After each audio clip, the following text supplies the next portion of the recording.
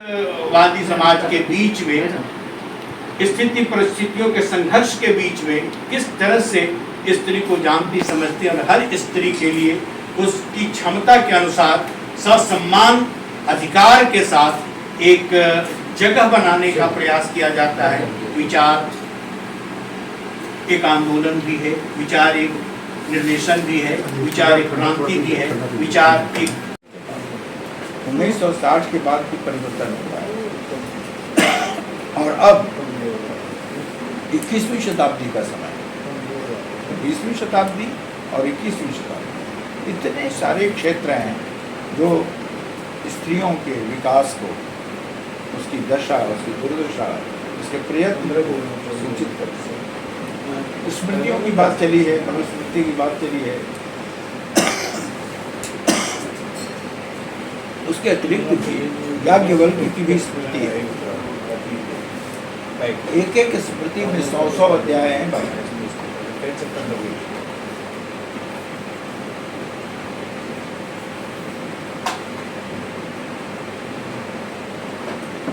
सौ अध्याय कहाँ कोई देखता है? हम लोग उन्हीं चीजों को देखते हैं जो हमारे काम में, जहाँ जो मैटर मिला। अभी एक महिला लेखिका हैं, नामवर लेखिका हैं, अच्छी, और ये बहुत सारी महिलाएं करती हैं कि उन्होंने तो यहाँ तक लिख लिया कई लोगों ने कि याज्ञवल्क्य की 2 पत्नियां थी, मैत्रेयी और गार्गी। ये इतना बड़ा भ्रम है समाज में। गार्गी उनकी पत्नी नहीं, गार्गी वाचक नवी गार्गी एक विदुषी थी। ब्रह्म बोध की चेष्टा उनके मन में, उनका ज्ञान बड़ा प्रबल था। तो उनसे शास्त्रार्थ हुआ। जब प्रश्न पर प्रश्न बिगड़ती गई तो उन्होंने कहा कि अति प्रश्न मत करो, क्योंकि वो हठी थी, जिद्दी थी और उस प्रश्न में से एक प्रश्न निकालती थी। याज्ञवल्क्य ने कहा कि ब्रह्म विद्या आत्मविद्या है। ब्रह्म को जानने के पहले स्वयं को जानना पड़ेगा। तो स्वयं को जान लो तब उस पर आओ। उन्होंने उस कंटेक्स्ट की बात की और यह कमी थी उनमें। अंततः आप देखिए ध्यान से, अंततः उन्होंने माना याज्ञवल्क्य सबसे बड़े श्रेष्ठ ब्रह्म विचारक हैं। इसको लेकर लोगों ने आलोचकों ने कहा कि प्रताड़ना है, इसलिए कि प्रताड़ना है, रोक दिया उन्होंने। क्यों रोक दिया? जहाँ आवश्यकता पड़ी वहाँ रोका। चुन करके कोई हम विषय वस्तु जैसी है और पूरी किताब उन्होंने पढ़ी थी। उन्होंने कहा कि पूरी किताब मैंने पढ़ी है और इस किताब पर कार्यशाला होनी चाहिए, इस किताब पर चर्चाएं होनी चाहिए, विभिन्न वर्ग समूहों में जाकर, यूथ के बीच में जाकर और साहित्यकारों के बीच में, चिंतकों के बीच में। तो एक तरह से आज यह 2 तरह का कार्यक्रम एक साथ जोड़ किया गया।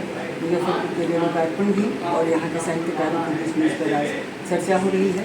यह किताब मुख्य रूप से मैंने स्त्री के मानवीय होने की उत्कट लालसा की भावना से लिखी है, क्योंकि आज भी संविधान में समान अधिकार प्राप्त होने के बाद भी महिलाओं की स्वतंत्रता, समानता हर क्षेत्र में पुरुषों से व्यावहारिक रूप में बिल्कुल अलग है।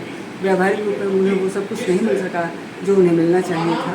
और इसलिए मैंने इसमें करीब 30 आलेखों के माध्यम से मैंने वैदिक काल से लेकर के आधुनिक काल तक की नारी की स्थिति को, उनके विभिन्न उतार चढ़ावों को दिखाते हुए और मानवीयता के आधार पर उन्हें देखा जाए, मानवीयता के आधार पर उनका विकास किया जाए। इसलिए मैंने इस लालसा से यह किताब लिखी है और मैंने ऐसे बहुत सारे इसमें समाधान के मार्ग भी बतलाए हैं कि आज जो कुंठा है महिलाओं में, उस कुंठा से उनको कैसे मुक्त किया जाए।